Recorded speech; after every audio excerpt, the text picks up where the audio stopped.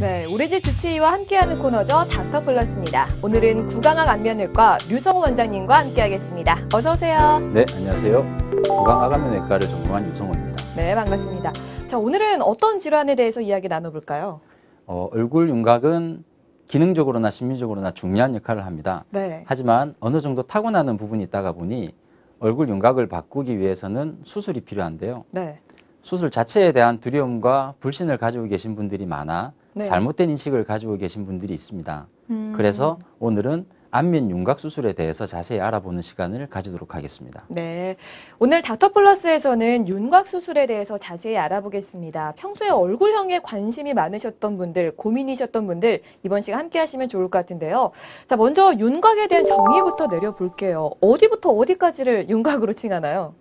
사람의 얼굴에 있어서 중간에 있는 코, 그리고 네. 눈, 입, 이 컨텐츠를 제외한 나머지 이마, 그리고 광대, 네. 턱 부분, 그리고 턱 끝 부분, 이 부위를 안면 윤곽이라고 불리웁니다. 그렇게 그 가장자리를 수술하는 게 윤곽 수술이다라는 말씀이신 거잖아요. 그럼 정확하게 윤곽 수술은 이런 수술이다라고 좀 정의 좀 내려주세요. 얼굴 부분의 뼈 수술 중에서 네. 치아의 교합, 즉 위턱과 아래턱, 치아의 교합과 상관없는 이런 부분이 심하게 돌출이 되었다든지 네. 아니면 심하게 꺼졌다든지 아니면 얼굴의 균형을 깨뜨리는 어떤 부분이 있다면 그 부분을 다듬고 채우고 하는 수술이 안면 윤곽 수술입니다.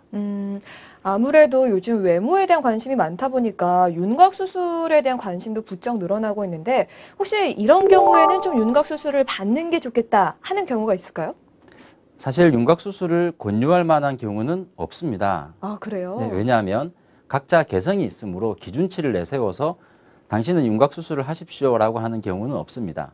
하지만 우리나라의 경우 광대 부위가 너무 튀어나왔거나 하악각 부위가 너무 큰 경우에는 강한 인상으로 인식이 되며 네. 또한 교합은 정상이지만 턱끝이 너무 뒤로 들어가 있는 경우에는 아주 약한 인상으로 인식이 되기 때문에 그런 경우에는 부드럽고 매력적인 인상을 위해서 수술을 권유를 하고 있습니다. 맞아요.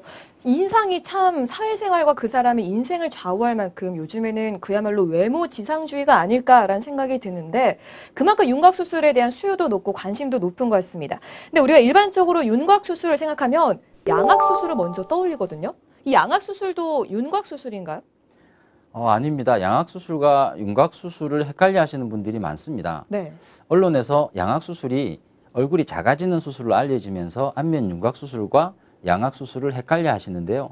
엄밀히 말하면 두 수술은 다른 수술입니다. 다른 수술이요? 네. 어떤 차이가 있는지 알려주세요. 양악 수술이라고 하는 것은 상악과 하악, 즉 치아를 담고 있는 턱뼈를 3차원적으로 움직이는 수술입니다. 네. 그에 반해서 안면 윤곽 수술은 치아의 교합과는 별개로 얼굴의 가장자리를 차지하는 부분을 수술하는 것으로서 양악 수술보다는 조금 평면적인 변화를 가져오게 됩니다. 아, 양악 수술은 턱의 위치를 움직이면서 좀 더 3차원적인 변화를 주고 윤곽 수술은 좀 더 평면적인 변화를 주지만 가장자리를 다듬어주는 수술이다라고 보면 되겠네요. 네.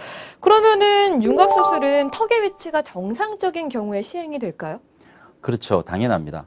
간혹 턱의 위치가 변형된 환자분들이 양악 수술에 대한 부담감으로 윤곽 수술을 해달라고 상담을 하시는 경우가 있는데요. 이런 경우에는 충분한 효과를 보지 못하기 때문에 네. 환자분에게 더더욱 자세히 설명을 드리는 편입니다. 아, 사실은 환자의 상태가 가장 중요하고 네. 환자가 뭘 원하는지가 중요할 것 같은데 전문의와 충분한 상담 후에 결정을 하시는 게 좋겠습니다. 자, 그리고 이번에는 윤곽 수술이 필요한 이유에 대해서 살펴볼게요. 아까 뭐 전부 사실 필요한 건 아니지만 본인의 콤플렉스에 따라서 수술을 할 수 있다라고 하셨는데 보통은 왜 필요하게 되나요? 사실 윤곽 수술은 기능, 즉 식사하는 것과 호흡, 발음과는 크게 상관이 없습니다. 네. 아름다움에 대한 사회적 배경 그리고 시대적 배경에 따라서 생겨난 수술 중에 하나인데요. 우리나라에서는 미인의 기준이 시대에 따라서 달라지지만 네. 현재는 작은 턱, 계란형의 얼굴, 오똑한 콧날, 큰 눈, 볼록한 이마 등을 선호하고 있습니다. 따라서 이마 부분은 보형물을 이용을 해서 볼록하게 만드는 수술, 광대 부위는 나와 있는 광대를 안으로 넣는 작게 하는 수술, 그리고 턱 부위는 최대한 갸름하게 만드는 요즘에 V라인 수술이라고 많이 하는데 네. 이런 수술들이 많이 이루어지고 있습니다. 진짜 참 미의 기준이 시대별로 그리고 나라별로 다른 것 같아요. 서양에서는 뭐 각진 턱을 선호해서 보형물을 넣기도 한다라고 들었는데 그만큼 그 미의 기준에 따라서 성형 방법도 내용도 달라지는 것 같습니다. 자, 그러면 성형외과에서 봤을 때는 보통 얼굴의 윤곽을 어떤 비율일 때 황금 비율이다라고 할 수 있을까요? 얼굴은 수직적인 비율과 수평적인 비율로 나눌 수 있지만 네. 크게 이마와 코, 턱 이렇게 세 영역으로 나뉩니다. 네. 미간에서부터 코끝, 그 코끝에서 턱선 이런 부위 그 3등분으로 나눴을 때 예전에는 1대 1대 1 정도의 비율을 황금 비율로 이야기했었는데 네. 최근에는 하안모, 즉 턱에 있는 턱 부분이 많이 작아지는 것을 선호하므로 1대 1대 0.8 정도를 황금 비율로 불리우고 있습니다. 시대적으로 조금씩 달라집니다. 네. 그 화려한 이목구비를 갖지 않았더라도 균형 잡힌 얼굴을 가졌을 경우 더 예뻐 보이면서 신미한적인 효과까지 얻을 수 있는 것이죠. 그래서 뭔가 눈, 코, 입을 뜯어봤을 때는 크게 예쁘지 않은데 이상하게 정말 단아하고 예쁜 분들이 계시잖아요. 그게 균형이 잘 맞아서 그런 것 같아요. 맞습니다. 그리고 윤곽 수술의 기대 효과도 사실은 클 것 같은데요. 보통은 아무래도 좀 큰 수술이다 보니까 수술을 하면 김태희로 변할 것 같고 송혜교로 변신할 것 같은데 어떻게 달라질까요? 대표적인 윤곽 수술인 광대 축소술과 사각턱 수술의 경우에는 효과를 많이 보십니다. 네. 사각턱 수술 같은 경우에는 최근에는 턱 끝 부분까지 포함하여 라인을 만들어주고 정면에서 보았을 때 갸름할 수 있는 방향으로 수술을 시행을 하고요. 네. 수술 전후에는 많이 달라지는 것을 알 수 있습니다.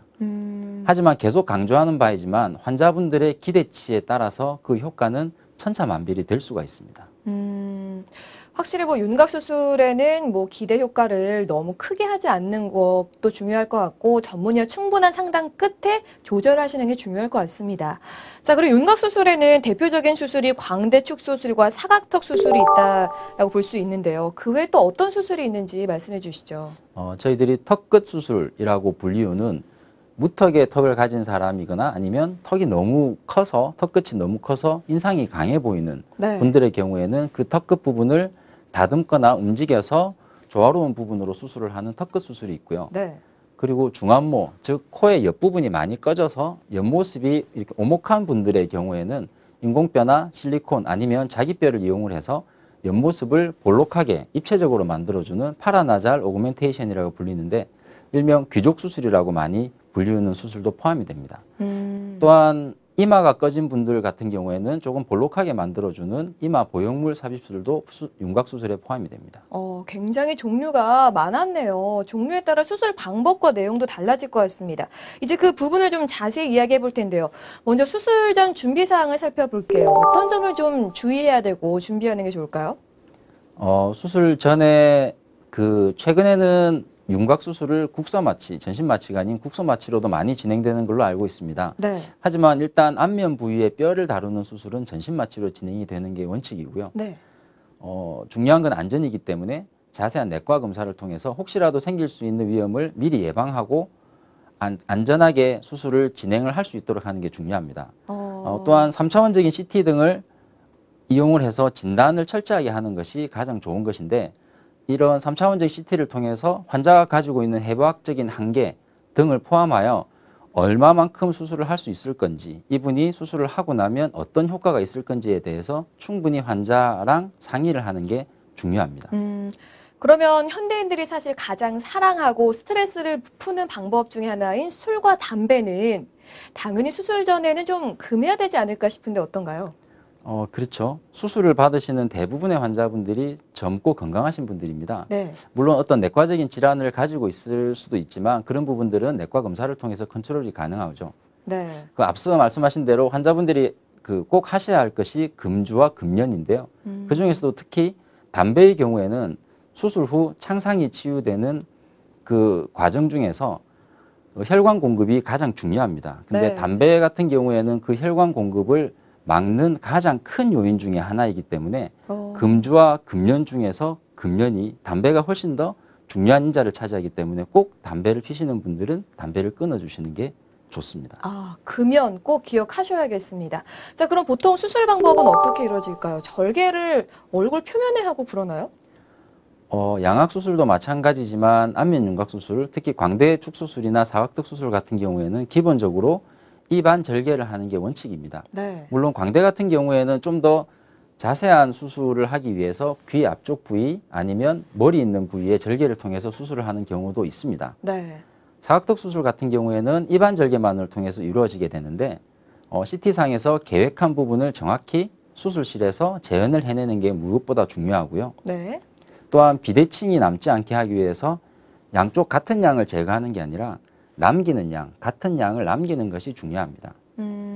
예전에는 사각턱 수술을 하고 난 뒤에 옆모습에 있어서 많은 변화를 이루어지게 되었었는데 네네. 최근에는 옆모습보다 앞모습에서 라인이 훨씬 중요하게 생각이 되므로 앞모습을 중요시해서 수술을 하게 됩니다. 오. 따라서 옆부분만 절단을 하는 게 아니라 네. 앞쪽까지 길게 라인을 만들어서 정면에서 봤을 때 갸름해지고 조화로운 라인이 생길 수 있도록 수술을 하는 게 중요합니다. 그렇게 옆모습보다 앞모습이 중요해진 이유가 있을 것 같은데요? 뭐가 있을까요? 예전에는 사각턱 수술을 했을 때 네. 귀 아래쪽 부분인 각 부분만 제거해도 환자분들이 만족을 하셨습니다. 하지만 그렇게 수술을 할 경우에는 정면에서의 변화는 거의 없었는데요. 환자분들이 생각을 해보면 가장 많이 보는 모습이 자신의 정면 얼굴입니다. 따라서 점차 요구가 환자의 정면 얼굴에서 얼굴이 갸름해지는 것을 환자분들이 요구를 하기 때문에 아래턱 사각턱 부위뿐만 아니라 아래쪽까지 연결되는 부위, 또한 앞에서 봤을 때 사각턱의 옆면 부위까지 네. 제거를 해줌으로써 정면에서 봤을 때 많은 변화가 이루어질 수 있도록 수술을 하고 있습니다. 아, 그렇군요. 그리고 안면 윤곽 수술 같은 경우에는 사실 뭐 기능적인 부분보다는 심미적인 부분이 중요하잖아요.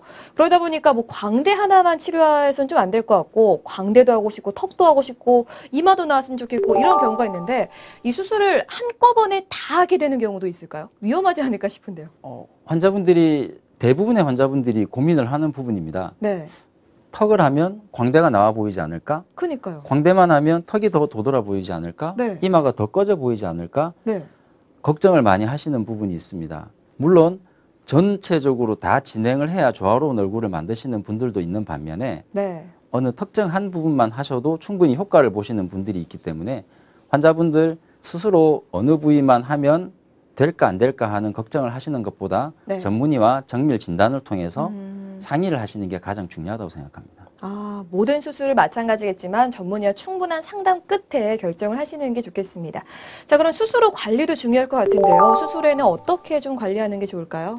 윤곽 수술은 양악 수술과는 달리 치아를 담고 있는 턱뼈를 움직이는 게 아닌데요. 네. 즉 교합의 변화가 생기는 게 아니라는 것이죠. 따라서 수술하고 난 뒤에 조금 자유로운 식사가 가능합니다.